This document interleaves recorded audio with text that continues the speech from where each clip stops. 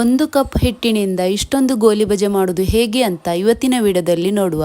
Hi friends, welcome to Kannada food diary. ಬನ್ನಿ friends, simple ಆದ ಗೋಲಿ ಬಜೆ ರೆಸಿಪಿಯನ್ನು ಹೇಗೆ ಮಾಡುವುದು ಅಂತ ನೋಡುವ. ಇದಕ್ಕೆ ನಾನು 1 ಕಪ್ ಮೈದಾ ತೆಗೆದುಕೊಂಡಿದ್ದೇನೆ, 1 ಕಪ್ ಮೊಸರು ತೆಗೆದುಕೊಂಡಿದ್ದೇನೆ, ಇನ್ನು 1 ಟೇಬಲ್ ಸ್ಪೂನ್ ಅಷ್ಟು ಸಕ್ಕರೆ, ರುಚಿಗೆ ತಕ್ಕಷ್ಟು ಉಪ್ಪು, ಅರ್ಧ ಚಮಚದಷ್ಟು ಸೋಡದ ಹುಡಿ, 1 ಟೇಬಲ್ ಸ್ಪೂನ್ ನಷ್ಟು ಕೊತ್ತಂಬರಿ ಸೊಪ್ಪು, 2 ಹಸಿರು ಮೆಣಸಿನಕಾಯಿ, 1 ಚಮಚದಷ್ಟು ಕರಿಬೇವಿನ ಸೊಪ್ಪು, 1/4 ಚಮಚದಷ್ಟು ಸಣ್ಣಗೆ ಕಟ್ ಮಾಡಿದ ಶುಂಠಿ, ಇನ್ನು ಅರ್ಧ ಚಮಚದಷ್ಟು ಜೀರಿಗೆಯನ್ನು ತೆಗೆದುಕೊಂಡಿದ್ದೇನೆ. ಇನ್ನು ನಾವು ಒಂದು ಬೌಲ್ಗೆ ಮೊದಲು 1 ಕಪ್ ಮೈದಾ ಮತ್ತು 1 ಕಪ್ ಮೊಸರನ್ನು ಹಾಕೊಳ್ಳುವ. ಇನ್ನು ಮೊಸರನ್ನು ಹಾಕೊಂಡು ಇದನ್ನು ಚೆನ್ನಾಗಿ ಮೈದಾದೊಂದಿಗೆ ಮಿಕ್ಸ್ ಮಾಡಿಕೊಳ್ಳುವ. ಉಳಿದ ಇಂಗ್ರೀಡಿಯೆಂಟ್ಸ್ಗಳನ್ನು ಸೇರಿಸಿಕೊಳ್ಳುವ ಮೊದಲು ನಾವು ಮೈದಾ ಮತ್ತು ಮೊಸರನ್ನು ಇಲ್ಲಿ ಚೆನ್ನಾಗಿ ಕಲಿಸ್ಕೊಳ್ಬೇಕು. ಗೋಲಿ ಬಜೆ ಮಾಡುವಾಗ ನಾವು ನೀರನ್ನು ಸೇರಿಸ್ಕೋಬಾರ್ದು. ಇನ್ನು ಇದನ್ನು ಚೆನ್ನಾಗಿ ಕಲಿಸ್ಕೊಂಡಾದ್ಮೇಲೆ ನಾವು ಉಳಿದ ಇಂಗ್ರೀಡಿಯೆಂಟ್ಸ್ಗಳನ್ನೆಲ್ಲ ಸೇರಿಸ್ಕೊಳ್ಳುವ. ಇಲ್ಲಿ ಮೊದಲಿಗೆ ನಾನು ಸಕ್ಕರೆ, ಉಪ್ಪು ಮತ್ತು ಸೋಡದ ಹುಡಿಯನ್ನು ಇದಕ್ಕೆ ಸೇರಿಸ್ಕೊಂಡು ಚೆನ್ನಾಗಿ ಮಿಕ್ಸ್ ಮಾಡ್ಕೊಂಡು ತೆಗಿತೀನಿ. ಇದನ್ನು ನಾವು ಚೆನ್ನಾಗಿ ಬೀಟ್ ಮಾಡ್ಕೋಬೇಕು. ಆಗ ಗೋಲಿ ಬಜೆ ತುಂಬ ಚೆನ್ನಾಗಿ ಬರುತ್ತೆ, ಸಾಫ್ಟ್ ಆಗಿ ಇರುತ್ತೆ. ಇನ್ನು ನಾವು ಉಳಿದ ಇಂಗ್ರೀಡಿಯೆಂಟ್ಸ್ಗಳನ್ನೆಲ್ಲ ಒಂದೊಂದಾಗಿ ಸೇರಿಸಿಕೊಳ್ಳುವ.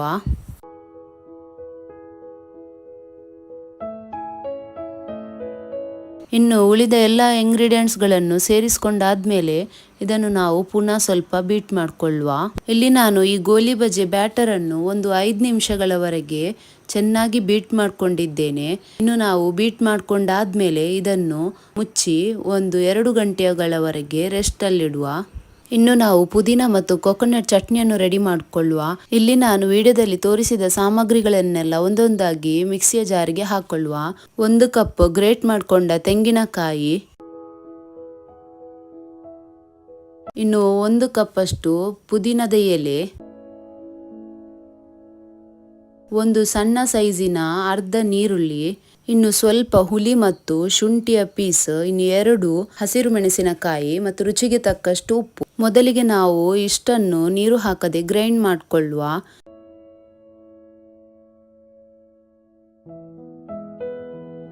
ಇಲ್ಲಿ ನಾನು ನೀರಿನ ಬದಲಿಗೆ ತೆಂಗಿನಕಾಯಿಯ ನೀರನ್ನು ಹಾಕೊಳ್ತಿದ್ದೇನೆ. ತೆಂಗಿನಕಾಯಿಯ ನೀರಿನಿಂದ ತುಂಬ ಒಳ್ಳೆಯ ಟೇಸ್ಟ್ ಬರುತ್ತೆ. ಇನ್ನು ಇದನ್ನು ನಾವು ಚೆನ್ನಾಗಿ ಗ್ರೈಂಡ್ ಮಾಡಿಕೊಳ್ಳುವ. ಈ ಚಟ್ನಿಯನ್ನು ನಾವು ಫೈನಾಗಿ ಗ್ರೈಂಡ್ ಮಾಡಿಕೊಳ್ಳುವುದು ಬೇಡ, ಸ್ವಲ್ಪ ತರಿ ಇರಲಿ. ಇನ್ನು ಇದನ್ನು ನಾವು ಒಂದು ಬೌಲಿಗೆ ಟ್ರಾನ್ಸ್ಫರ್ ಮಾಡುವ. ಈ ಪುದೀನ ಮತ್ತು ಕೊಕೊನಟ್ ಚಟ್ನಿ ಗೋಲಿ ಬಜೆಯೊಂದಿಗೆ ಒಂದು ಒಳ್ಳೆಯ ಕಾಂಬಿನೇಷನ್ ಆಗಿದೆ. ಇದು ತುಂಬ ಚೆನ್ನಾಗಿರುತ್ತೆ. ಇನ್ನು ನಾವು ಬ್ಯಾಟರನ್ನು ಕಲಿಸ್ಕೊಂಡು ರೆಸ್ಟಲ್ಲಿಟ್ಟು 2 ಗಂಟೆ ಆಗಿದೆ. ಇನ್ನು ಇದನ್ನು ಸ್ವಲ್ಪ ಮಿಕ್ಸ್ ಮಾಡಿಕೊಳ್ಳುವ. ಹಾಗೆ ನಾನು ಗ್ಯಾಸಲ್ಲಿ ಎಣ್ಣೆ ಬಿಸಿಯಾಗಲಿಕ್ಕೆ ಇಟ್ಟಿದ್ದೇನೆ. ಇನ್ನು ನಾವು ಹಿಟ್ಟನ್ನು ಎಣ್ಣೆಯಲ್ಲಿ ಬಿಡುವುದಕ್ಕಿಂತ ಮುಂಚೆ ನೀರಿನಲ್ಲಿ ಕೈಯನ್ನು ಡಿಪ್ ಮಾಡಿಕೊಂಡು ನಾವು ಬ್ಯಾಟರನ್ನು ತೆಕೊಳ್ಳುವ. ಇನ್ನು ನಾವು ಹಿಟ್ಟನ್ನು ಈ ಥರ ಎಣ್ಣೆಯಲ್ಲಿ ಬಿಡುವ. ಹಿಟ್ಟನ್ನು ನಾವು ಹತ್ತಿರದಲ್ಲಿ ಬಿಡುವುದು ಬೇಡ, ಸ್ವಲ್ಪ ದೂರದಲ್ಲಿ ಹಾಕೊಳ್ಳುವ, ಇಲ್ಲದಿದ್ದರೆ ಅದು ಒಂದಕ್ಕೊಂದು ಅಂಟ್ಕೊಳ್ಬಹುದು. ಈ ಥರ ನಾವು ಎಲ್ಲ ಗೋಲಿ ಬಜೆ ಹಿಟ್ಟನ್ನು ಎಣ್ಣೆಯಲ್ಲಿ ಬಿಡುವ. ಇನ್ನು ಗೋಲಿ ಬಜೆಯನ್ನು ಫ್ರೈ ಮಾಡಿಕೊಳ್ಳುವಾಗ ಗ್ಯಾಸ್ ಫ್ಲೇಮನ್ನು ಮೀಡಿಯಂ ಇಟ್ಕೊಳ್ಳುವ. ಗ್ಯಾಸ್ ಫ್ಲೇಮ್ ಹೈಯಲ್ಲಿ ಇಟ್ಕೊಂಡು ನಾವು ಫ್ರೈ ಮಾಡಿದ್ರೆ ಗೋಲಿ ಬಜೆ ಚೆನ್ನಾಗಿ ಫ್ರೈ ಆಗುವುದಿಲ್ಲ. ನಾವು ಹೈ ಫ್ಲೇಮಲ್ಲಿ ಇಟ್ಕೊಂಡು ಗೋಲಿ ಬಜೆಯನ್ನು ಫ್ರೈ ಮಾಡಿದ್ರೆ ಹೊರಗಿನಿಂದ ಅದು ಒಂದೇ ಸಲಕ್ಕೆ ಕರಿದು ಹೋಗುವ ಚಾನ್ಸಸ್ ಇರುತ್ತೆ. ಹಾಗೆಯೇ ಒಳಗಿನಿಂದ ಅದು ಇನ್ನೂ ಬೇಯಲಿಕ್ಕೆ ಇರಬಹುದು. ಅದಕ್ಕೆ ನಾವು ಮೀಡಿಯಂ ಫ್ಲೇಮಲ್ಲಿ ಇಟ್ಕೊಂಡು ಇದನ್ನು ಚೆನ್ನಾಗಿ ಫ್ರೈ ಮಾಡಿಕೊಳ್ಳುವ. ಇಲ್ಲಿ ನಮ್ಮ ಗೋಲಿ ಬಜೆ ಚೆನ್ನಾಗಿ ಫ್ರೈ ಆಗಿದೆ. ಇದನ್ನು ನಾನು 2 ಸೈಡ್ನಿಂದ ಚೆನ್ನಾಗಿ ಫ್ರೈ ಮಾಡಿಕೊಂಡಿದ್ದೇನೆ. ಇನ್ನು ನಾವು ಇದನ್ನು ಒಂದು ಪ್ಲೇಟಿಗೆ ತೆಗೆದುಕೊಳ್ಳುವ. ನೋಡಿದ್ರಲ್ಲ ಫ್ರೆಂಡ್ಸ್, ನಮ್ಮ ಗೋಲಿ ಬಜೆ ಎಷ್ಟು ಚೆನ್ನಾಗಿ ಬಂದಿದೆ. ಇದು ಹೋಟೆಲ್ ಥರ ತುಂಬಾನೇ ಸಾಫ್ಟ್ ಆಗಿದೆ, ಹಾಗೆ ಟೇಸ್ಟಲ್ಲಿ ಸಹ ತುಂಬಾನೇ ಒಳ್ಳೆಯದಿದೆ. ನೀವು ಗೋಲಿ ಬಜೆಯನ್ನು ಈ ಥರ ಟ್ರೈ ಮಾಡಿದರೆ ನಿಮ್ಮ ಗೋಲಿ ಬಜೆ ಸಹ ತುಂಬಾನೇ ಚೆನ್ನಾಗಿ ಬರುತ್ತೆ, ಸಾಫ್ಟಾಗಿ ಬರುತ್ತೆ. ಇನ್ನು ನಾವು ಇದನ್ನೆಲ್ಲ ಒಂದು ಪ್ಲೇಟಿಗೆ ಟ್ರಾನ್ಸ್ಫರ್ ಮಾಡಿಕೊಂಡು ಇದೇ ಥರ ಉಳಿದ ಗೋಲಿ ಬಜೆಯನ್ನು ಸಹ ನಾವು ರೆಡಿ ಮಾಡಿಕೊಳ್ಳುವ. ನೋಡಿದ್ರಲ್ಲ ಫ್ರೆಂಡ್ಸ್, ಗೋಲಿ ಬಜೆ ಮಾಡೋದು ಎಷ್ಟು ಈಸಿ ಅಂತ. ಹಾಗೆ 1 ಕಪ್ ಮೈದಾ ಹಿಟ್ಟಿನಿಂದ ಎಷ್ಟೊಂದು ಗೋಲಿ ಬಜೆಯನ್ನು ರೆಡಿ ಮಾಡ್ಕೊಳ್ಬಹುದಂತ. ಫ್ರೆಂಡ್ಸ್, ನಿಮಗೆ ಈ ರೆಸಿಪಿ ಇಷ್ಟ ಆದರೆ ಪ್ಲೀಸ್ ನಮ್ಮ ಚಾನಲನ್ನು ಲೈಕ್ ಮಾಡಿ, ಶೇರ್ ಮಾಡಿ, ಕಮೆಂಟ್ ಮಾಡಿ. ಹಾಗೆ ನಮ್ಮ ಚಾನಲನ್ನು ಇನ್ನೂ ಸಬ್ಸ್ಕ್ರೈಬ್ ಮಾಡಿಲ್ಲ ಅಂದರೆ ಪ್ಲೀಸ್ ನಮ್ಮ ಚಾನಲನ್ನು ಸಬ್ಸ್ಕ್ರೈಬ್ ಮಾಡಿ. ಹಾಗೆ ಬೆಲ್ ಐಕಾನ್ ಅನ್ನು ಪ್ರೆಸ್ ಮಾಡಿ. ಇವತ್ತಿನ ವಿಡಿಯೋದಲ್ಲಿ ನಾವು ಟೇಸ್ಟಿಯಾಗಿರುವಂಥ ಎಗ್ ಬೋಂಡವನ್ನು ಹೇಗೆ ಮಾಡುವುದಂತ ನೋಡುವ. ಮೊಟ್ಟೆ ಬೋಂಡ ಮಾಡಲಿಕ್ಕೆ ನಾನು 3 ಮೊಟ್ಟೆಗಳನ್ನು ಬಾಯ್ಲ್ ಮಾಡಿಕೊಂಡು ಈ ಥರ ಮಧ್ಯದಲ್ಲಿ ಕಟ್ ಮಾಡ್ಕೊಂಡು ತೆಗೆದುಕೊಂಡಿದ್ದೇನೆ. ಈಗ ನಾವು ಏನು ಮಾಡಬೇಕಂದ್ರೆ ಈ ಮೊಟ್ಟೆಯ ಹಳದಿ ಭಾಗ ಉಂಟಲ್ಲ ಅದನ್ನು ನಾವು ತೆಗಿಬೇಕು. ಮತ್ತು ನಾವು ಇದರೊಳಗೆ ಬೇರೆ ಫಿಲ್ಲಿಂಗ್ ಮಾಡಲಿಕ್ಕೆ ಉಂಟು. ಅದಕ್ಕೋಸ್ಕರ ನಾವು ಈ ಹಳದಿ ಭಾಗವನ್ನು ತೆಗೆದು ಸೆಪ್ರೇಟ್ ಇಡುವ. ಆಮೇಲೆ ಗ್ಯಾಸ್ ಮೇಲೆ ಒಂದು ಪಾತ್ರೆಯನ್ನಿಟ್ಟು ಅದಕ್ಕೆ 1 ಚಮಚದಷ್ಟು ಎಣ್ಣೆಯನ್ನು ಸೇರಿಸಿಕೊಂಡು ಸಣ್ಣ ಸಣ್ಣದಾಗಿ ಕಟ್ ಮಾಡಿಕೊಂಡ ಸ್ವಲ್ಪ ಶುಂಠಿ, ಆಮೇಲೆ 1 ಮೆಣಸಿನಕಾಯಿಯನ್ನು ಸಣ್ಣ ಸಣ್ಣದಾಗಿ ಕಟ್ ಮಾಡ್ಕೊಂಡು ತೆಗೆದುಕೊಂಡಿದ್ದೇನೆ. ಆಮೇಲೆ ಸಣ್ಣ ಸೈಜಿನ ಒಂದು ನೀರುಳ್ಳಿಯ ಅರ್ಧ ಭಾಗವನ್ನು ಈ ಥರ ಸಣ್ಣ ಸಣ್ಣದಾಗಿ ಕಟ್ ಮಾಡ್ಕೊಂಡು ಸೇರಿಸ್ಕೊಳ್ತಿದ್ದೇನೆ. ಇದನ್ನೆಲ್ಲ ಒಂದು ಸ್ವಲ್ಪ ಫ್ರೈ ಮಾಡ್ಕೊಳ್ಳೋಣ. ನೋಡಿ, ಇಷ್ಟು ಫ್ರೈ ಆದರೆ ಸಾಕು. ಇನ್ನು ನಾವು ಇದಕ್ಕೆ ಮೊಟ್ಟೆಯ ಹಳದಿ ಭಾಗವನ್ನು ನಾವು ತೆಗೆದಿಟ್ಟಿದ್ವಿ ಅಲ್ಲ, ಅದನ್ನು ನಾವು ಇದಕ್ಕೆ ಸೇರಿಸ್ಕೊಳ್ಬೇಕು. ಈ ಎಗ್ ಯೊಕ್ಕನ್ನು ನಾವು ಈ ಥರ ಮ್ಯಾಶ್ ಮಾಡ್ಕೊಳ್ತಾ ನೀರುಳ್ಳಿಯೊಂದಿಗೆ ನಾವು ಇದನ್ನು ಸ್ವಲ್ಪ ಫ್ರೈ ಮಾಡ್ಕೊಳ್ಳೋಣ. ಆಮೇಲೆ ಇದಕ್ಕೆ ಒಂದು ಸ್ವಲ್ಪ ರುಚಿಗೆ ತಕ್ಕಷ್ಟು ಉಪ್ಪನ್ನು ಸೇರಿಸ್ಕೊಂಡು ಚೆನ್ನಾಗಿ ಮಿಕ್ಸ್ ಮಾಡ್ಕೊಳ್ಳಿ. ಆಮೇಲೆ ಒಂದು ಸ್ವಲ್ಪ ಕಟ್ ಮಾಡಿಕೊಂಡ ಕೊತ್ತಂಬರಿ ಸೊಪ್ಪನ್ನು ಸೇರಿಸ್ಕೊಂಡು ಚೆನ್ನಾಗಿ ಮಿಕ್ಸ್ ಮಾಡಿಕೊಂಡು ಇದನ್ನು ಒಂದು ಪ್ಲೇಟಿಗೆ ತೆಗೆದುಕೊಂಡು ಪಕ್ಕಕ್ಕಿಡಿ. ಇನ್ನು ಎಗ್ ಬೋಂಡದ ಬ್ಯಾಟರನ್ನು ರೆಡಿ ಮಾಡಲಿಕ್ಕೆ ನಾನು ಅರ್ಧ ಕಪ್ಪಷ್ಟು ಕಡಲೆ ಹಿಟ್ಟನ್ನು ಒಂದು ಬೌಲ್ಗೆ ತೆಗೆದುಕೊಂಡಿದ್ದೇನೆ. ಆಮೇಲೆ ಒಂದು ಸ್ವಲ್ಪ ರುಚಿಗೆ ತಕ್ಕಷ್ಟು ಉಪ್ಪು, ಆಮೇಲೆ ಅರ್ಧ ಚಮಚದಷ್ಟು ಮೆಣಸಿನ ಹುಡಿ, ಹಾಗೆ ಒಂದು ಸ್ವಲ್ಪ ಅರಿಶಿನ ಹುಡಿ, ಆಮೇಲೆ 1/4 ಚಮಚದಷ್ಟು ಜೀರಿಗೆ ಹುಡಿ, ಹಾಗೆ 1/4 ಚಮಚದಷ್ಟು ಕೊತ್ತಂಬರಿ ಹುಡಿ, ಆಮೇಲೆ ಒಂದು ಸ್ವಲ್ಪ ಹಿಂಗ್. ಇಷ್ಟನ್ನೆಲ್ಲ ಸೇರಿಸ್ಕೊಂಡಾದ್ಮೇಲೆ ಮೊದಲು ನಾವು ಇದನ್ನು ಸ್ವಲ್ಪ ಮಿಕ್ಸ್ ಮಾಡಿಕೊಳ್ಳೋಣ. ಇನ್ನು ಇದನ್ನು ಬ್ಯಾಟರ್ ಫಾರ್ಮ್ಗೆ ತರಲಿಕ್ಕೆ ಇದಕ್ಕೆ ಸ್ವಲ್ಪ ಸ್ವಲ್ಪನೇ ನೀರನ್ನು ಸೇರಿಸ್ಕೊಳ್ತಾ ನಾವು ಇದನ್ನು ಬ್ಯಾಟರ್ ಥರ ಕಲಿಸ್ಕೊಳ್ಬೇಕು. ಮೊಟ್ಟೆ ಬೋಂಡದ ಬ್ಯಾಟರ್ ಸ್ವಲ್ಪ ದಪ್ಪನೇ ಇರ್ತದೆ, ನೀವು ತೆಳುವಲ್ಲಿ ಕಲಿಸ್ಕೊಳ್ಬೇಡಿ. ಇದರ ಬ್ಯಾಟರ್ ಸ್ವಲ್ಪ ದಪ್ಪದಲ್ಲೇ ಕಲಿಸ್ಕೊಳ್ಳಿ. ನೀರನ್ನು ನೀವು ನೋಡಿಕೊಂಡು ಸೇರಿಸ್ಕೊಳ್ಳಿ. ನೋಡಿ, ನಾನು ಬ್ಯಾಟರನ್ನು ಕಲಿಸ್ಕೊಂಡಿದ್ದೇನೆ. ನೋಡಿ, ಈ ಥರ ದಪ್ಪದಲ್ಲೇ ಕಲಿಸ್ಕೊಳ್ಬೇಕು. ನೋಡಿ, ಈಗ ನಮ್ಮ ಬ್ಯಾಟರ್ ರೆಡಿಯಾಗಿದೆ. ಈಗ ನಾವು ಏನು ಮಾಡಬೇಕಂದ್ರೆ ಮೊಟ್ಟೆಯ ಬಿಳಿ ಭಾಗವನ್ನು ತೆಗೆದುಕೊಂಡು ಆಗ ನಾವು ರೆಡಿ ಮಾಡಿದ ಎಗ್ ಯೊಕ್ನ ಫಿಲ್ಲಿಂಗ್ ಉಂಟಲ್ಲ ಅದನ್ನು ನಾವು ಇದರೊಳಗೆ ನಾವು ಫಿಲ್ ಮಾಡ್ಕೊಳ್ಬೇಕು. ನೋಡಿ, ಈ ಥರ ಇದರೊಳಗೆ ನಾವು ಫಿಲ್ ಮಾಡ್ಕೊಳ್ಬೇಕು. ಫ್ರೆಂಡ್ಸ್, ಈ ಥರ ಒಂದ್ಸಲ ನೀವು ಎಗ್ ಬೋಂಡವನ್ನು ಟ್ರೈ ಮಾಡಿ ನೋಡಿ, ಖಂಡಿತ ನಿಮಗೆ ಇಷ್ಟ ಆಗುತ್ತೆ. ತುಂಬಾ ಟೇಸ್ಟಿಯಾಗಿರುತ್ತೆ. ಈ ಎಗ್ ಬೋಂಡ ಮಕ್ಕಳಿಂದ ಹಿಡಿದು ದೊಡ್ಡವರ ತನಕ ಎಲ್ರಿಗೂ ಇಷ್ಟ ಆಗಬಹುದು. ತುಂಬಾ ಟೇಸ್ಟಿಯಾಗಿರುತ್ತೆ. ಈ ಥರ ನಾವು ಎಲ್ಲ ಮೊಟ್ಟೆಗಳನ್ನು ರೆಡಿ ಮಾಡ್ಕೊಳ್ಬೇಕು. ನೋಡಿ, ನಾನು ಎಲ್ಲ ಮೊಟ್ಟೆಗಳನ್ನು ರೆಡಿ ಮಾಡ್ಕೊಂಡಿಟ್ಟಿದ್ದೇನೆ. ಇನ್ನು ನಾವು ಇದನ್ನು ಫ್ರೈ ಮಾಡ್ಕೊಳ್ಳೋಣ. ಮೊದಲಿಗೆ ನಾವು ಒಂದು ಮೊಟ್ಟೆ ಪೀಸನ್ನು ತೆಗೆದುಕೊಂಡು ಈಗ ನಾವು ರೆಡಿ ಮಾಡಿದ ಬ್ಯಾಟರ್ ಉಂಟಲ್ಲ ಅದರಲ್ಲಿ ನಾವು ಇದನ್ನು ಡಿಪ್ ಮಾಡ್ಕೊಳ್ಬೇಕು. ಈ ಥರ ನಾವು ಮೊಟ್ಟೆಯನ್ನು ಬ್ಯಾಟರಿಂದ ಫುಲ್ ಕವರ್ ಮಾಡಿಕೊಂಡು ಈಗ ನಾವು ಈ ಮೊಟ್ಟೆಯನ್ನು ತೆಗೆದುಕೊಳ್ಳೋಣ. ಈ ಹೊತ್ತಿಗೆ ನಾನು ಎಣ್ಣೆಯನ್ನು ಬಿಸಿಯಾಗಲಿಕ್ಕೆ ಇಟ್ಟಿದ್ದೇನೆ. ಈಗ ಚೆನ್ನಾಗಿ ಬಿಸಿಯಾದ ಎಣ್ಣೆಯಲ್ಲಿ ನಾವು ಈ ಮೊಟ್ಟೆಯನ್ನು ಸೇರಿಸ್ಕೊಳ್ಳೋಣ. ಈ ಮೊಟ್ಟೆಗಳನ್ನು ಫ್ರೈ ಮಾಡಿಕೊಳ್ಳುವಾಗ ಗ್ಯಾಸ್ ಫ್ಲೇಮನ್ನು ಮೀಡಿಯಮಲ್ಲಿ ಇಟ್ಕೊಂಡೆ ಫ್ರೈ ಮಾಡಿಕೊಳ್ಳಿ. ಇನ್ನು ಈ ಎಗ್ನ ಒಂದು ಸೈಡ್ ಫ್ರೈ ಆದಮೇಲೆ ಇದನ್ನು ಟರ್ನ್ ಮಾಡಿಕೊಂಡು ಇದರ ಇನ್ನೊಂದು ಸೈಡ್ ಸಹ ಚೆನ್ನಾಗಿ ಫ್ರೈ ಮಾಡಿಕೊಳ್ಳೋಣ. ಮೊಟ್ಟೆಯನ್ನು ಈ ಥರ ಫ್ರೈ ಮಾಡುವಾಗ ಉಂಟಲ್ಲ ಸ್ವಲ್ಪ ಕೇರ್ಫುಲ್ ಆಗಿರಬೇಕು. ಒಂದೊಂದು ಸಲ ಮೊಟ್ಟೆ ಒಡೆದು ಎಣ್ಣೆ ಎಲ್ಲ ಮೈಗೆಲ್ಲ ಹಾರ್ತದೆ. ಅದಕ್ಕೋಸ್ಕರ ಸ್ವಲ್ಪ ಕೇರ್ಫುಲ್ ಆಗಿರಿ. ಸಾಧಾರಣವಾಗಿ ಇದು ಎಲ್ಲರಿಗೂ ಗೊತ್ತಿರುವಂಥ ವಿಷಯವೇ, ಆದರೆ ಇನ್ನು ಕೆಲವರು ಮೊದಲನೇದಾಗಿ ಎಗ್ ಬೋಂಡ ಮಾಡುವವರು ಇರ್ತಾರಲ್ಲ, ಅದಕ್ಕೋಸ್ಕರ ನಾನು ಹೇಳಿದ್ದು. ಮೊಟ್ಟೆ 2 ಸೈಡಿಂದ ಚೆನ್ನಾಗಿ ಫ್ರೈ ಆದಮೇಲೆ ಇನ್ನು ಈ ಮೊಟ್ಟೆಯನ್ನು ಒಂದು ಪ್ಲೇಟಿಗೆ ತೆಗೆದುಕೊಳ್ಳಿ. ನೋಡಿ ಫ್ರೆಂಡ್ಸ್, ಟೇಸ್ಟಿ ಆ್ಯಂಡ್ ಕ್ರಿಸ್ಪಿಯಾಗಿರುವಂಥ ಎಗ್ ಬೋಂಡ ರೆಡಿಯಾಗಿದೆ. ನಿಮಗೆಲ್ಲ ಈ ರೆಸಿಪಿ ಇಷ್ಟ ಆಗಿದೆ ಅಂತ ಭಾವಿಸ್ಕೊಳ್ತಿದ್ದೇನೆ. ಇಷ್ಟ ಆದರೆ ಪ್ಲೀಸ್ ಲೈಕ್ ಮಾಡಿ, ನಿಮ್ಮ ಫ್ಯಾಮಿಲಿ ಆ್ಯಂಡ್ ಫ್ರೆಂಡ್ಸ್ಗಳೊಂದಿಗೆ ಶೇರ್ ಮಾಡಿಕೊಳ್ಳಿ. ಆಮೇಲೆ ಸಬ್ಸ್ಕ್ರೈಬ್ ಮಾಡಿಲ್ಲ ಅಂದರೆ ಪ್ಲೀಸ್ ಸಬ್ಸ್ಕ್ರೈಬ್ ಮಾಡಿಕೊಳ್ಳಿ. ಹಾಗೆ ಪಕ್ಕದಲ್ಲಿರುವ ಬೆಲ್ಲೈಕನನ್ನು ಪ್ರೆಸ್ ಮಾಡಿಕೊಳ್ಳಿ. ಇವತ್ತಿನ ಸಾಯಂಕಾಲಕ್ಕೆ ಬಿಸಿ ಬಿಸಿಯಾಗಿರುವಂಥ ಚಟ್ಟಂಬಡೆ, ಅದನ್ನು ಡಿಪ್ ಮಾಡಲಿಕ್ಕೆ ಖಾರ ಖಾರ ಆಗಿರುವಂಥ ಚಟ್ನಿ, ಆಮೇಲೆ ಅದರೊಂದಿಗೆ ಬಿಸಿ ಬಿಸಿಯಾಗಿರುವಂಥ ಚಹಾ. ವಾವ್, ಕೇಳುವಾಗಲೇ ಖುಷಿ ಆಗ್ತದಲ್ವಾ? ಬನ್ನಿ ಫ್ರೆಂಡ್ಸ್, ಸಖತ್ ಟೇಸ್ಟಿಯಾಗಿರುವಂಥ ಚಟ್ಟಂಬಡಿಯನ್ನು ಮಾಡೋಣ. ಚಟ್ಟಂಬಡೆ ಮಾಡಲಿಕ್ಕೆ 1 ಕಪ್ಪಷ್ಟು ಕಡಲೆಬೇಳೆ ಮತ್ತು 2 ಟೇಬಲ್ ಸ್ಪೂನ್ನಷ್ಟು ಉದ್ದಿನ ಬೇಳೆಯನ್ನು ನಾನು ತೆಗೆದುಕೊಂಡಿದ್ದೇನೆ. ಮೊದಲಿಗುಂಟಲ್ಲ ನಾವು ಇದನ್ನು ಒಂದು 2-3 ಸತಿ ಚೆನ್ನಾಗಿ ವಾಶ್ ಮಾಡ್ಕೊಳ್ಬೇಕು. ಕೆಲವು ಕಡೆಗಳಲ್ಲಿ ಎಲ್ಲ ಇದಕ್ಕೆ ಮಸಾಲ ವಡ ಅಂತ ಕರೀತಾರೆ, ಆದರೆ ಮಂಗಳೂರು ಸೈಡಲ್ಲಿ ಎಲ್ಲ ಇದು ಚಟ್ಟಂಬಡೆ ಅಂತ ಕರೆಯೋದು. ನೋಡಿ, ಈ ಥರ ಒಂದು 2-3 ಸತಿ ಇದನ್ನು ಚೆನ್ನಾಗಿ ತೊಳ್ಕೊಂಡು ತೆಗಿಬೇಕು. ಇನ್ನು ಇದನ್ನು ತೊಳ್ಕೊಂಡಾದ್ಮೇಲೆ ಇದನ್ನು ನೆನೆ ಹಾಕ್ಲಿಕ್ಕುಂಟು. ಇದು ಮುಳುಗುವಷ್ಟು ನೀರನ್ನು ಸೇರಿಸ್ಕೊಂಡು ಇದನ್ನು ನಾವು ಒಂದು 2 ಗಂಟೆ ತನಕ ನೆನೆಸಿ ಹಾಕಬೇಕು. ನೋಡಿ, 2 ಗಂಟೆ ಆದಮೇಲೆ ನಾನು ನಿಮಗೆ ತೋರಿಸ್ತಿದ್ದೇನೆ. ಕಡಲೆಬೇಳೆ ಸೈಜಲ್ಲಿ ಡಬಲ್ ಆಗಿದೆ. ಇನ್ನುಂಟಲ್ಲ ನಾವು ಇದನ್ನು ಸ್ಟ್ರೈನ್ ಮಾಡ್ಕೊಳ್ಬೇಕು. ಇದನ್ನು ನಾನು ಒಂದು ಸ್ಟ್ರೈನರ್ಗೆ ತೆಗೆದುಕೊಳ್ತೇನೆ. ಇದರಲ್ಲಿರುವ ನೀರಿನಂಶ ಎಲ್ಲ ಹರಿದು ಹೋಗಬೇಕು. ಆಮೇಲೆ ನಾವು ಇದನ್ನು ಗ್ರೈಂಡ್ ಮಾಡುವಾಗಲೂ ಅಷ್ಟೇ, ಇದಕ್ಕೆ ನೀರೆಲ್ಲ ಹಾಕಲಿಕ್ಕಿಲ್ಲ. ಅದಕ್ಕೋಸ್ಕರ ಇದನ್ನು ನಾವು ಈ ಥರ ಸ್ಟ್ರೈನರಲ್ಲಿ ಇಟ್ಕೊಳ್ಬೇಕು. ಇದರ ನೀರೆಲ್ಲ ಹರಿದು ಹೋಗಬೇಕು. ಇದನ್ನು ಒಂದು 10 ನಿಮಿಷಗಳವರೆಗೆ ಇದನ್ನು ಹೀಗೇನೆ ಸ್ಟ್ರೈನರಲ್ಲಿ ಬಿಟ್ಟು ಬಿಡಿ, ಇದರ ನೀರೆಲ್ಲ ಹರಿದು ಹೋಗಲಿ. ಮೀನ್ವೈಲ್ ನಾವು ಈ ಚಟ್ಟಂಬಡೆಗೆ ಒಳ್ಳೆ ಕಾಂಬಿನೇಷನ್ ಆಗಿರುವ ಸಖತ್ ಟೇಸ್ಟಿಯಾಗಿರುವಂಥ ಕೊತ್ತಂಬರಿ ಸೊಪ್ಪಿನ ಒಂದು ಖಾರ ಚಟ್ನಿಯನ್ನು ರೆಡಿ ಮಾಡುವ. ಈ ಚಟ್ನಿಯನ್ನು ಮಾಡಲಿಕ್ಕೆ ಒಂದು ಅರ್ಧ ಕಪ್ ಅಷ್ಟು ತೆಂಗಿನ ತುರಿಯನ್ನು ತೆಗೆದುಕೊಳ್ಳಿ. ಆಮೇಲೆ ಒಂದು ಚಿಕ್ಕ ಶುಂಠಿ ಪೀಸನ್ನು ಸೇರಿಸ್ಕೊಂಡು 2 ಮೆಣಸಿನಕಾಯಿಯನ್ನು ಸೇರಿಸ್ಕೊಂಡಿದ್ದೇನೆ. ನಿಮಗೆ ಎಷ್ಟು ಖಾರ ಬೇಕಂತ ನೋಡಿಕೊಂಡು ಮೆಣಸಿನಕಾಯಿಯನ್ನು ಸೇರಿಸ್ಕೊಳ್ಳಿ. ಆದರೆ ಈ ಚಟ್ನಿ ಉಂಟಲ್ಲ ಸ್ವಲ್ಪ ಖಾರ ಇದ್ರೇ ಒಳ್ಳೆಯದು. ಆಮೇಲೆ ಒಂದು ಸ್ವಲ್ಪ ಕೊತ್ತಂಬರಿ ಸೊಪ್ಪನ್ನು ಸೇರಿಸ್ಕೊಂಡು ನಂತರ ಒಂದು ಸ್ವಲ್ಪ ಹುಳಿಯನ್ನು ಸೇರಿಸ್ಕೊಂಡಿದ್ದೇನೆ. ಆಮೇಲೆ 1 ಟೇಬಲ್ ಸ್ಪೂನ್ನಷ್ಟು ನೀರುಳ್ಳಿಯನ್ನು ಸೇರಿಸ್ಕೊಂಡಿದ್ದೇನೆ. ಈಗ ಇದನ್ನು ಗ್ರೈಂಡ್ ಮಾಡಲಿಕ್ಕೆ ಸ್ವಲ್ಪ ನೀರನ್ನು ಸೇರಿಸ್ಕೊಳ್ಳೋಣ. ಆಮೇಲೆ ರುಚಿಗೆ ತಕ್ಕಷ್ಟು ಸ್ವಲ್ಪ ಉಪ್ಪನ್ನು ಸೇರಿಸ್ಕೊಳ್ಳಿ.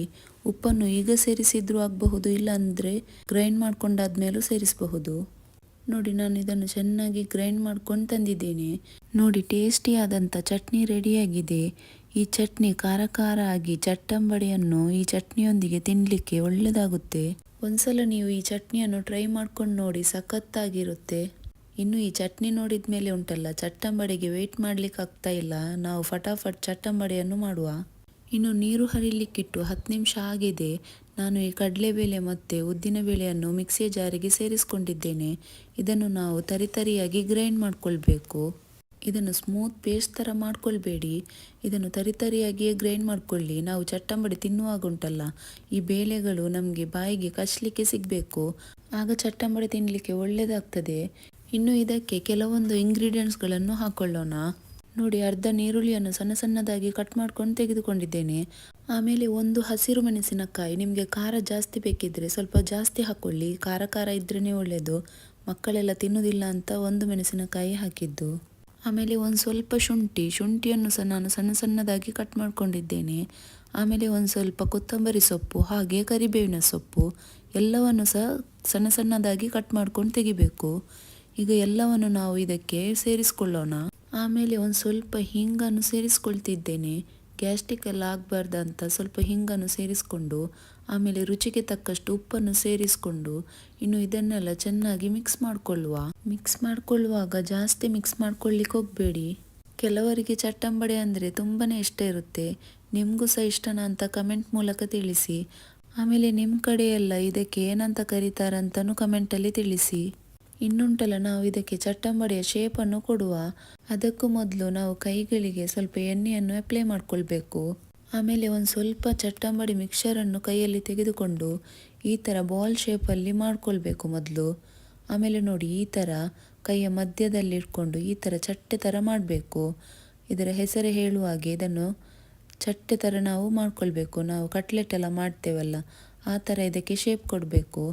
ಈ ಚಟ್ಟಂಬಡಿಯನ್ನು ತುಂಬಾ ದಪ್ಪದಲ್ಲಿ ಮಾಡಲಿಕ್ಕೆ ಹೋಗಬೇಡಿ. ದಪ್ಪದಲ್ಲಿ ಮಾಡಿದರೆ ಉಂಟಲ್ಲ, ತಿನ್ನಲಿಕ್ಕೆ ಅಷ್ಟು ಚೆನ್ನಾಗಿರಲ್ಲ. ಈ ಥರ ಫ್ಲ್ಯಾಟ್ ಆಗಿರಬೇಕು. ನೋಡಿ, ನಾನು ಇನ್ನೊಂದು ಮಾಡಿ ತೋರಿಸ್ತೇನೆ. ಮೊದಲಿಗೆ ಇದಕ್ಕೆ ರೌಂಡ್ ಶೇಪ್ ಕೊಟ್ಟು ನಂತರ ಕೈಯ ಮಧ್ಯದಲ್ಲಿ ಇಟ್ಕೊಂಡು ಈ ಥರ ಪ್ರೆಸ್ ಮಾಡಿಕೊಂಡು ಚಟ್ಟೆ ಥರ ಮಾಡಬೇಕು. ಇದು ಚಟ್ಟೆ ಆಗಿರ್ತದಲ್ಲ, ಅದಕ್ಕೋಸ್ಕರ ಆಗಿರಬೇಕು ಮಂಗಳೂರು ಕಡೆಯವರು ಇದಕ್ಕೆ ಚಟ್ಟಂಬಡೆ ಅಂತ ಹೆಸರಿಟ್ಟದ್ದು. ನೋಡಿ, ಈ ಥರ ಎಲ್ಲವನ್ನು ರೆಡಿ ಮಾಡ್ಕೊಳ್ಬೇಕು. ನಾನು ಎಲ್ಲವನ್ನು ರೆಡಿ ಮಾಡ್ಕೊಂಡಿಟ್ಟಿದ್ದೇನೆ. ಈಗ ನಾವು ಎಣ್ಣೆಯನ್ನು ಬಿಸಿ ಮಾಡ್ಕೊಳ್ಬೇಕು. ಎಣ್ಣೆ ಒಳ್ಳೆ ಕಾದ ಮೇಲೆ ಉಂಟಲ್ಲ, ನಾವು ಇದನ್ನು ಚಟ್ಟಂಬಡಿಯನ್ನು ಒಂದೊಂದಾಗಿ ಮೆಲ್ಲನೆ ಎಣ್ಣೆಯಲ್ಲಿ ಹಾಕ್ಕೊಳ್ಬೇಕು. ಚಟ್ಟಂಬಡಿಯನ್ನು ಎಣ್ಣೆಯಲ್ಲಿ ಹಾಕೊಂಡ್ಮೇಲೆ ನೀವು ಇದನ್ನು ಮುಟ್ಲಿಕ್ಕೆ ಹೋಗಬೇಡಿ. ಇದು ತನ್ನಷ್ಟಕ್ಕೆ ಮೇಲೆ ಬರಬೇಕು. ಇನ್ನು ತಕ್ಷಣ ನೀವು ಸ್ಪೂನೆಲ್ಲ ಹಾಕಿದರೆ ಉಂಟಲ್ಲ, ಚಟ್ಟಂಬಡೆ ಒಡೆದು ಹೋಗ್ಬೋದು. ಅದಕ್ಕೋಸ್ಕರ ಅದು ಮೇಲೆ ಬರುವ ತನಕ ನೀವು ಅದನ್ನು ಮುಟ್ಲಿಕ್ಕೆ ಹೋಗಬೇಡಿ. ಈಗ ನೋಡಿ, ಚಟ್ಟಂಬಡೆ ಮೇಲೆ ಬಂದಿದೆ. ಇದು ಮೇಲೆ ಬಂದ ಮೇಲೆ ನಾವು ಇದನ್ನು ಟರ್ನ್ ಮಾಡಿಕೊಂಡು ಇದರ ಇನ್ನೊಂದು ಸೈಡ್ ಸಹ ಫ್ರೈ ಮಾಡ್ಕೊಳ್ಬೇಕು. ಫ್ರೈ ಮಾಡ್ಕೊಳ್ಳುವಾಗ ಉಂಟಲ್ಲ, ಗ್ಯಾಸ್ ಫ್ಲೇಮನ್ನು ಮೀಡಿಯಮಲ್ಲಿ ಇಟ್ಕೊಳ್ಳಿ. ನೋಡಿ, ಈ ಥರ ಚಟ್ಟಂಬಡೆಗಳಿಗೆ ಒಳ್ಳೆ ಗೋಲ್ಡನ್ ಬ್ರೌನ್ ಕಲರ್ ಬರುವ ತನಕ ಮೀಡಿಯಂ ಫ್ಲೇಮಲ್ಲಿಟ್ಟು ಫ್ರೈ ಮಾಡ್ಕೊಂಡು ತೆಗಿಬೇಕು. ಇನ್ನು ನೀವು ಹೈ ಫ್ಲೇಮಲ್ಲಿಟ್ಟು ಫ್ರೈ ಮಾಡಿಕೊಂಡ್ರೆ ಚಟ್ಟಂಬಡೆಗೆ ಹೊರಗಿನಿಂದ ಒಂದೇ ಸಲಕ್ಕೆ ಕಲರ್ ಬರ್ತದೆ. ಆಮೇಲೆ ಅದು ಒಳಗಿನಿಂದ ಬೆಂದಿರುವುದಿಲ್ಲ. ಇನ್ನು ಲೋ ಫ್ಲೇಮಲ್ಲಿಟ್ಟು ಫ್ರೈ ಮಾಡಿಕೊಂಡ್ರೆ ಉಂಟಲ್ಲ, ಅದು ಎಣ್ಣೆ ಕುಡಿಯುವ ಚಾನ್ಸಸ್ ಇರುತ್ತೆ. ಅದಕ್ಕೋಸ್ಕರ ನಾವು ಮೀಡಿಯಂ ಫ್ಲೇಮಲ್ಲೇ ಇಟ್ಕೊಂಡು ಇದನ್ನು ಚೆನ್ನಾಗಿ ಫ್ರೈ ಮಾಡ್ಕೊಂಡು ತೆಗಿಬೇಕು. ಇದೇ ಥರ ಇನ್ನುಳಿದ ಎಲ್ಲ ಚಟ್ಟಂಬಡೆಗಳನ್ನು ಚೆನ್ನಾಗಿ ಫ್ರೈ ಮಾಡ್ಕೊಂಡು ತೆಗೆದುಕೊಳ್ಳುವ. ನೋಡಿದ್ರಲ್ಲ ಫ್ರೆಂಡ್ಸ್, ಮಂಗಳೂರು ಚಟ್ಟಂಬಡೆ ಮಾಡೋದು ಎಷ್ಟು ಈಸಿ ಅಂತ. ಫ್ರೆಂಡ್ಸ್, ನಿಮಗೆಲ್ಲ ಈ ರೆಸಿಪಿ ಇಷ್ಟ ಆದರೆ ಒಂದು ಲೈಕ್ ಮಾಡಲು ಮರಿಬೇಡಿ. ಹಾಗೆ ಸಬ್ಸ್ಕ್ರೈಬ್ ಮಾಡಿಲ್ಲ ಅಂದರೆ ಪ್ಲೀಸ್ ಸಬ್ಸ್ಕ್ರೈಬ್ ಮಾಡಿಕೊಂಡು ಪಕ್ಕದಲ್ಲಿರುವ ಬೆಲ್ಲೈಕನ್ ಅನ್ನು ಪ್ರೆಸ್ ಮಾಡಿಕೊಳ್ಳಿ. ಫ್ರೆಂಡ್ಸ್, ಬಿಸಿ ಬಿಸಿಯಾಗಿರುವಂಥ ಮಂಗಳೂರು ಚಟ್ಟಂಬಡಿಯನ್ನು ಟೇಸ್ಟಿ ಚಟ್ನಿಯಲ್ಲಿ ಡಿಪ್ ಮಾಡ್ಕೊಳ್ತಾ ಇವತ್ತಿನ ಸಾಯಂಕಾಲದ ಬಿಸಿ ಬಿಸಿ ಚಹಾವನ್ನು ಎಂಜಾಯ್ ಮಾಡಿಕೊಳ್ಳಿ. ಬರೀ 5 ನಿಮಿಷದಲ್ಲಿ ರೆಡಿ ಮಾಡಬಹುದಂತಾದ ಕ್ರಿಸ್ಪಿ ಆ್ಯಂಡ್ ಟೇಸ್ಟಿ ಆಗಿರುವಂಥ ಆನಿಯನ್ ಪಕೋಡದ ರೆಸಿಪಿಯನ್ನು ತಂದಿದ್ದೇನೆ. ಕೆಲವರು ನೀರುಳ್ಳಿ ಬಜೆಯನ್ನು ಎಷ್ಟು ಸಲ ಮಾಡಿದ್ರೂ ಕ್ರಿಸ್ಪಿಯಾಗಿ ಬರಲ್ಲ ಅಂತ ಹೇಳ್ತಾರೆ. ಅಂಥವರಿಗೆ ಈ ವಿಡಿಯೋ ತುಂಬಾ ಯೂಸ್ಫುಲ್ ಆಗಬಹುದು. ನೀರುಳ್ಳಿ ಬಜೆ ಕ್ರಿಸ್ಪಿಯಾಗಿ ಬರಲಿಕ್ಕೆ ನಾನು ಕೆಲವೊಂದು ಟಿಪ್ಸನ್ನು ಶೇರ್ ಮಾಡ್ಕೊಳ್ತೇನೆ. ಬನ್ನಿ ರೆಸಿಪಿಯನ್ನು ಸ್ಟಾರ್ಟ್ ಮಾಡೋಣ. ನಾನು 2 ಮೀಡಿಯಂ ಸೈಜಿನ ನೀರುಳ್ಳಿಯನ್ನು ಈ ಥರ ಸ್ಲೈಸಸಲ್ಲಿ ಕಟ್ ಮಾಡ್ಕೊಂಡು ತೆಗೆದುಕೊಂಡಿದ್ದೇನೆ. ಆಮೇಲೆ ಇದಕ್ಕೆ ಅರ್ಧ ಕಪ್ಪಿನಷ್ಟು ಕಡಲೆ ಹಿಟ್ಟನ್ನು ಸೇರಿಸ್ಕೊಂಡಿದ್ದೇನೆ. ಆಮೇಲೆ ರುಚಿಗೆ ತಕ್ಕಷ್ಟು ಸ್ವಲ್ಪ ಉಪ್ಪನ್ನುಂಟಲ್ಲ ಮೊದಲು ಸ್ವಲ್ಪನೇ ಸೇರಿಸ್ಕೊಳ್ಳಿ, ಆಮೇಲೆ ನೋಡ್ಕೊಂಡು ಸೇರಿಸ್ಕೊಳ್ಬಹುದು. ಆಮೇಲೆ 1/4 ಚಮಚದಷ್ಟು ಜೀರಿಗೆ ಹುಡಿ, ಹಾಗೆ 1/4 ಚಮಚದಷ್ಟು ಮೆಣಸಿನ ಹುಡಿ, ಆಮೇಲೆ 1 ಚಿಟಿಕೆಯಷ್ಟು ಅರಿಶಿನ ಹುಡಿ, ಆಮೇಲೆ 1/4 ಚಮಚದಷ್ಟು ಅಜ್ವೈನ್. ಕಾಳನ್ನು ಈ ಥರ ಕೈಯಲ್ಲಿ ತೆಗೆದುಕೊಂಡು ಸ್ವಲ್ಪ ರಬ್ ಮಾಡಿಕೊಂಡು ಇದಕ್ಕೆ ಸೇರಿಸ್ಕೊಳ್ಳಿ. ಈ ಥರ ಮಾಡೋದ್ರಿಂದ ಫ್ಲೇವರ್ ಎನ್ಹ್ಯಾನ್ಸ್ ಆಗುತ್ತೆ. ಆಮೇಲೆ 1 ಅರ್ಧ ಇಂಚು ಶುಂಠಿಯನ್ನು ಈ ಥರ ಸಣ್ಣ ಸಣ್ಣದಾಗಿ ಕಟ್ ಮಾಡ್ಕೊಂಡು ಸೇರಿಸ್ಕೊಂಡಿದ್ದೇನೆ. ಹಾಗೆ 2 ಹಸಿರು ಮೆಣಸಿನಕಾಯಿಯನ್ನು ಸಹ ಸಣ್ಣ ಸಣ್ಣದಾಗಿ ಕಟ್ ಮಾಡ್ಕೊಂಡು ಸೇರಿಸ್ಕೊಂಡಿದ್ದೇನೆ. ನಿಮಗೆ ಖಾರ ಎಷ್ಟು ಬೇಕಂತ ನೋಡ್ಕೊಂಡು ಸೇರಿಸ್ಕೊಳ್ಳಿ. ಆಮೇಲೆ ನೀರುಳ್ಳಿ ಬಜೆ ಕ್ರಿಸ್ಪಿಯಾಗಿ ಬರಲಿಕ್ಕೆ 1 ಟೇಬಲ್ ಸ್ಪೂನ್ನಷ್ಟು ರೈಸ್ ಪೌಡರನ್ನು ಸೇರಿಸ್ಕೊಂಡಿದ್ದೇನೆ. ಆಮೇಲೆ ಸಣ್ಣ ಸಣ್ಣದಾಗಿ ಕಟ್ ಮಾಡಿಕೊಂಡ ಸ್ವಲ್ಪ ಕೊತ್ತಂಬರಿ ಸೊಪ್ಪನ್ನು ಸೇರಿಸ್ಕೊಂಡು ಆಮೇಲೆ 1 ಟೇಬಲ್ ಸ್ಪೂನ್ನಷ್ಟು ಬಿಸಿ ಎಣ್ಣೆಯನ್ನು ಸೇರಿಸ್ಕೊಂಡಿದ್ದೇನೆ. ಇದೊಂದು ಟ್ರಿಕ್ ಆಗಿದೆ ಕ್ರಿಸ್ಪಿಯಾಗಿ ಬರಲಿಕ್ಕೆ. ನಮ್ಮ ನೀರುಳ್ಳಿ ಬಜೆ ಉಂಟಲ್ಲ ಕ್ರಿಸ್ಪಿಯಾಗಿ ಬರ್ತದೆ. ಈಗ ಎಲ್ಲ ಇಂಗ್ರೀಡಿಯೆಂಟ್ಸ್ಗಳನ್ನು ಸೇರಿಸ್ಕೊಂಡಾದ್ಮೇಲೆ ಮೊದಲು ನಾವು ಇದನ್ನು ಸ್ವಲ್ಪ ಮಿಕ್ಸ್ ಮಾಡಿಕೊಳ್ಳೋಣ. ಆಮೇಲೆ ಇದಕ್ಕೆ ಸ್ವಲ್ಪ ಸ್ವಲ್ಪ ಬೇಕಾದಷ್ಟು ನೀರನ್ನು ಸೇರಿಸ್ಕೊಳ್ತಾ ಇದನ್ನು ನಾವು ಕಲಿಸ್ಕೊಳ್ಳೋಣ. ನೀರನ್ನು ಸೇರಿಸ್ಕೊಳ್ಳುವಾಗ ಒಂದೇ ಸಲಕ್ಕೆ ಜಾಸ್ತಿ ಸೇರಿಸಲಿಕ್ಕೆ ಹೋಗಬೇಡಿ. ಎಷ್ಟು ನೀರು ಬೇಕಂತ ನೋಡಿಕೊಂಡು ಸ್ವಲ್ಪ ಸ್ವಲ್ಪನೇ ಸೇರಿಸ್ಕೊಳ್ತಾ ಇದನ್ನು ನೀವು ಕಲಿಸ್ಕೊಳ್ಳಿ. ಯಾಕಂದರೆ ನೀರುಳ್ಳಿಯಲ್ಲಿ ಸಹ ಅದರದೇ ನೀರಿರ್ತದೆ. ನಾವು ಈ ಥರ ಮಿಕ್ಸ್ ಮಾಡ್ಕೊಳ್ತಾ ಇರುವಾಗ ಉಂಟಲ್ಲ, ನೀರುಳ್ಳಿ ಸಹ ಅದರ ನೀರು ಬಿಡ್ತದೆ. ಆಗ ನಾವು ಸಹ ನೀರು ಜಾಸ್ತಿ ಹಾಕೊಂಡ್ರೆ ಆಗ ಅದು ನೀರಾಗ್ತದೆ. ಆಮೇಲೆ ನೀವು ಅದನ್ನು ಸರಿ ಮಾಡಲಿಕ್ಕಂತ ಪುನಃ ಅದಕ್ಕೆ ನೀವು ಕಡಲೆ ಹಿಟ್ಟನ್ನು ಸೇರಿಸ್ಕೊಂಡು ನೀರುಳ್ಳಿ ಬಜೆ ಮಾಡಿದರೆ ಉಂಟಲ್ಲ, ಅದು ನೀರುಳ್ಳಿ ಬಜೆ ದಪ್ಪ ದಪ್ಪಾಗಿ ತಿನ್ನಲಿಕ್ಕೆ ಅಷ್ಟು ಚೆನ್ನಾಗಿರಲ್ಲ. ಇನ್ನು ನಾವು ಈ ನೀರುಳ್ಳಿ ಬಜೆಗಳನ್ನು ಫ್ರೈ ಮಾಡ್ಕೊಳ್ಳೋಣ. ಫ್ರೈ ಮಾಡ್ಕೊಳ್ಳಿಕ್ಕೆ ನಾನು ಎಣ್ಣೆಯನ್ನು ಬಿಸಿ ಮಾಡ್ಕೊಂಡಿದ್ದೇನೆ. ನೀರುಳ್ಳಿ ಬಜೆಯ ಮಿಕ್ಸರನ್ನು ಸ್ವಲ್ಪ ಸ್ವಲ್ಪನೇ ನಾವು ಈ ಥರ ಎಣ್ಣೆಯಲ್ಲಿ ಸೇರಿಸ್ಕೊಳ್ತಾ ಹೋಗುವ. ಈ ನೀರುಳ್ಳಿ ಬಜೆಗಳನ್ನು ನಾವು ಗೋಲ್ಡನ್ ಬ್ರೌನ್ ಕಲರ್ ಬರುವ ತನಕ ಫ್ರೈ ಮಾಡ್ಕೊಂಡು ತೆಗೆಯುವ. ಈಗ ನಾನು ಗ್ಯಾಸ್ ಫ್ಲೇಮನ್ನು ಮೀಡಿಯಮಲ್ಲಿ ಇಟ್ಕೊಂಡಿದ್ದೇನೆ. ನೋಡಿ, ನೀರುಳ್ಳಿ ಬಜೆಯ ಒಂದು ಸೈಡಲ್ಲಿ ಒಳ್ಳೆ ಗೋಲ್ಡನ್ ಬ್ರೌನ್ ಕಲರ್ ಬಂದಿದೆ. ಇನ್ನು ಇದನ್ನು ಟರ್ನ್ ಮಾಡಿಕೊಂಡು ಇನ್ನೊಂದು ಸೈಡ್ ಸಹ ಇದನ್ನು ಚೆನ್ನಾಗಿ ಫ್ರೈ ಮಾಡ್ಕೊಳ್ಳೋಣ. ನೀರುಳ್ಳಿ ಬಜೆಯ ಈ ಸೈಡ್ ಸಹ ಚೆನ್ನಾಗಿ ಫ್ರೈ ಆಗಿದೆ. ನೋಡಿ, 2 ಸೈಡ್ ಸಹ ಚೆನ್ನಾಗಿ ಗೋಲ್ಡನ್ ಬ್ರೌನ್ ಕಲರ್ ಬಂದಿದೆ. ಇನ್ನು ಈ ಫ್ರೈ ಆದ ನೀರುಳ್ಳಿ ಬಜೆಗಳನ್ನು ಒಂದು ಪ್ಲೇಟಿಗೆ ತೆಗೆದುಕೊಳ್ಳೋಣ. ನಿಮಗೆ ನೋಡುವಾಗಲೇ ಗೊತ್ತಾಗಬಹುದು ಇದು ಎಷ್ಟು ಕ್ರಿಸ್ಪಿಯಾಗಿದೆ ಅಂತ. ನೀರುಳ್ಳಿ ಬಜೆಯ ಹಿಟ್ಟಿಗೆ ನಾವು ರೈಸ್ ಫ್ಲೋರ್ ಮತ್ತು ಬಿಸಿ ಎಣ್ಣೆಯನ್ನು ಸೇರಿಸ್ಕೊಂಡಿದ್ವಿ ಅಲ್ಲ, ಅದರಿಂದ ಈ ನೀರುಳ್ಳಿ ಬಜೆ ತುಂಬಾ ಕ್ರಿಸ್ಪಿಯಾಗಿ ಬಂದಿದೆ. ನೀರುಳ್ಳಿ ಬಜೆಯ ಮೊದಲ ಬ್ಯಾಚನ್ನು ಫ್ರೈ ಮಾಡ್ಕೊಂಡಾದ್ಮೇಲೆ ಇನ್ನುಳಿದ ಹಿಟ್ಟನ್ನು ನಾನು ಎಣ್ಣೆಯಲ್ಲಿ ಸೇರಿಸ್ಕೊಂಡು ಫ್ರೈ ಮಾಡ್ಕೊಳ್ತೇನೆ. ಇದೇ ಥರ ಗ್ಯಾಸ್ ಫ್ಲೇಮನ್ನು ಮೀಡಿಯಮಲ್ಲಿ ಇಟ್ಕೊಂಡು ಎಲ್ಲ ನೀರುಳ್ಳಿ ಬಜೆಗಳನ್ನು ನಾವು ಚೆನ್ನಾಗಿ ಫ್ರೈ ಮಾಡ್ಕೊಂಡು ತೆಗಿಬೇಕು. ಫ್ರೆಂಡ್ಸ್, ಕ್ರಿಸ್ಪಿಯಾಗಿರುವಂಥ ನೀರುಳ್ಳಿ ಬಜೆಯ ಈ ರೆಸಿಪಿ ನಿಮಗೆಲ್ಲ ಇಷ್ಟ ಆಗಿದೆ ಅಂತ ಭಾವಿಸ್ಕೊಳ್ತಿದ್ದೇನೆ. ಇಷ್ಟ ಆದರೆ ಒಂದು ಲೈಕ್ ಮಾಡಿ ನನ್ನ ಚಾನಲ್ನ ದಯವಿಟ್ಟು ಸಬ್ಸ್ಕ್ರೈಬ್ ಮಾಡ್ಕೊಳ್ಳಿ. ಆಮೇಲೆ ನಿಮ್ಮ ಫ್ಯಾಮಿಲಿ ಆ್ಯಂಡ್ ಫ್ರೆಂಡ್ಸ್ ಜೊತೆ ಶೇರ್ ಮಾಡ್ಕೊಳ್ಳಿ. ಆಮೇಲೆ ರೆಸಿಪಿ ಟ್ರೈ ಮಾಡಿದರೆ ಕಮೆಂಟ್ಸ್ ಮೂಲಕ ತಿಳಿಸಲು ಖಂಡಿತ ಮರಿಬೇಡಿ. ಮುಂದಿನ ವಿಡಿಯೋದಲ್ಲಿ ಮತ್ತೆ ಸಿಗೋಣ friends. Hi friends, welcome to Kannada food diary. ಇವತ್ತಿನ ವಿಡಿಯೋದಲ್ಲಿ ನಾನು ಪೊಟ್ಯಾಟೊ ರಿಂಗ್ಸ್ ಮನೆಯಲ್ಲಿ ಹೇಗೆ ತಯಾರಿಸೋದು ಅಂತ ನಿಮ್ಮೊಂದಿಗೆ ರೆಸಿಪಿಯನ್ನು ಶೇರ್ ಮಾಡ್ಕೊಳ್ತಿದ್ದೇನೆ. ಇದು ಮಕ್ಕಳಿಗಷ್ಟೇ ಅಲ್ಲ, ದೊಡ್ಡವರಿಗೂ ತುಂಬಾ ಇಷ್ಟ ಆಗುವಂತಹ ರೆಸಿಪಿಯಾಗಿದೆ. ಇದನ್ನೊಮ್ಮೆ ಹೇಗೆ ಮಾಡೋದಂತ ನೋಡ್ಕೊಳ್ಳುವ. ಪೊಟ್ಯಾಟೊ ರಿಂಗ್ ತಯಾರಿಸಲಿಕ್ಕೆ ನಾನು ಬಾಯ್ಲ್ ಮಾಡಿದ 2 ಬಟಾಟೆಯನ್ನು ತೆಗೆದುಕೊಂಡಿದ್ದೇನೆ. ಇದನ್ನು ಸಣ್ಣ ಸಣ್ಣ ಪೀಸ್ ಮಾಡಿ ನಾನು ಇಲ್ಲಿ ಒಂದು ಬೌಲ್ಗೆ ಟ್ರಾನ್ಸ್ಫರ್ ಮಾಡಿ ಇದನ್ನು ಮ್ಯಾಶ್ ಮಾಡ್ಕೊಳ್ತಿದ್ದೇನೆ.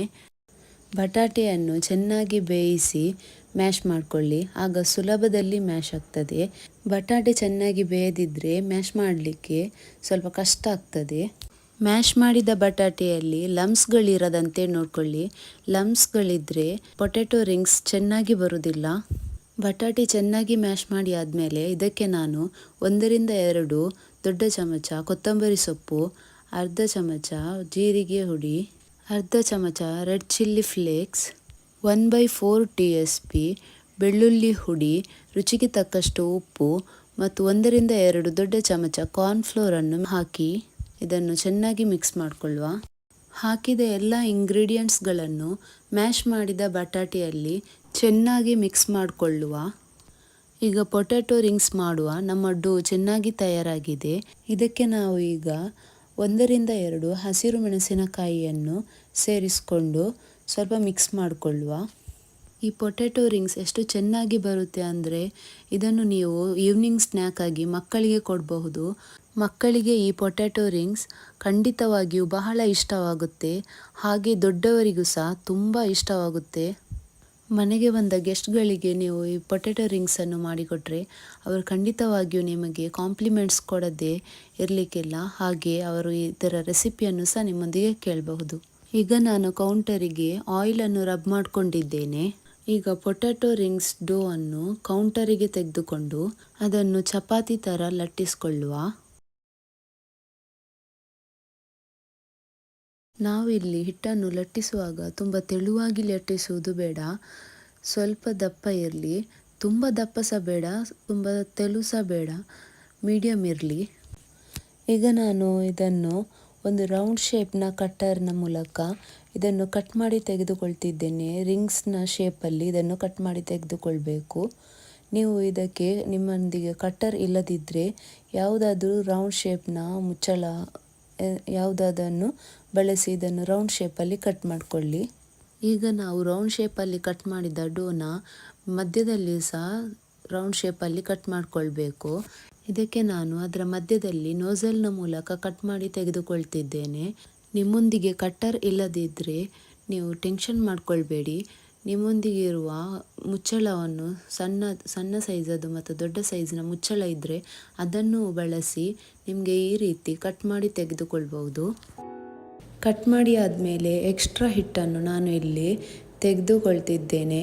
ಇದನ್ನು ನಾವು ನೆಕ್ಸ್ಟ್ ರಿಂಗ್ ಮಾಡಲಿಕ್ಕೆ ಬಳಸ್ಕೊಳ್ಬಹುದು. ಉಳಿದ ಹಿಟ್ಟಿನಲ್ಲಿ ಇದೇ ಥರ ರಿಂಗ್ಸ್ಗಳನ್ನು ಮಾಡಿಕೊಳ್ಬೇಕು.